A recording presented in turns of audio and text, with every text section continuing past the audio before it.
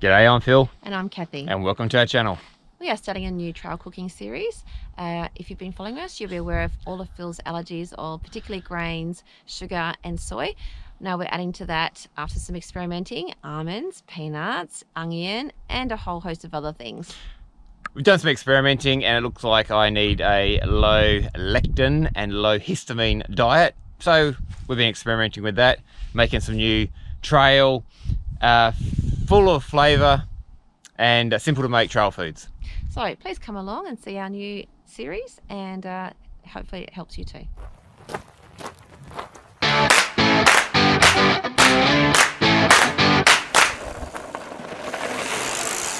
Today we're going to show you how to make dehydrated macadamia milk. For this you're going to need a dehydrator, some Glad Bake, a measuring cup, a stapler and of course your macadamia milk.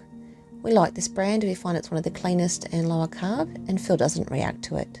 As with the powdered almond milk, you make a piece of parchment paper that's slightly larger than your tray. Then you fold up the corners, not too high, because you don't want it to impede onto the other trays inside your dehydrator. I fold over the corners and staple it so there's no gaps for the liquid to escape. So do this so you have 4 trays ready to go. After I've broken the seal of the macadamia milk, I give it a good shake for the sediment to mix up. And then I pour out 1 cup. In retrospect, it took a long time to dehydrate, so I wonder whether I might spread it over 6 trays next time. Pour in very carefully. And this is the tricky part. I've spilt it many times. Make sure you don't spill it going into the machine.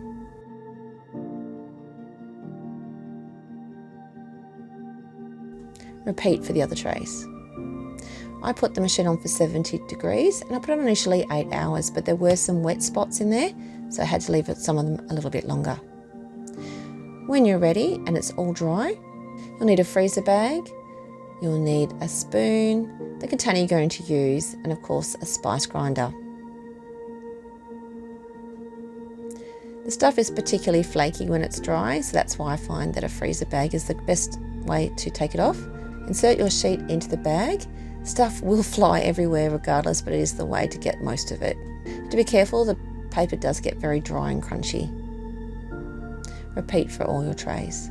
As you'll see, there's quite an oily film left on the parchment paper, which is a bit different from almond milk. Don't know if you can see, it's a bit glossy in there. This is the almond milk I've done a couple of days earlier. You'll see it's quite a different colour and much more of a drier texture. Scoop your flakes into your spice grinder. Give it a good grind. Scrape it around with the spoon just to make sure you get some other bits. When it's done, you can put it into your container. I was quite impressed. It does actually grind up very finely, though it does feel moist because of the fat content. I estimate with some loss that my 25 grams of milk powder is equivalent to about 800 mils of milk. So for every 150 mils of milk that I'd like to rehydrate, I would add 5 grams of powder to the water. Here we experimented with some cold water to see how it would rehydrate. It wasn't too bad, and Phil did a taste test and said it wasn't unpleasant. We have since put it into our muesli with some chia and it's come up very nice.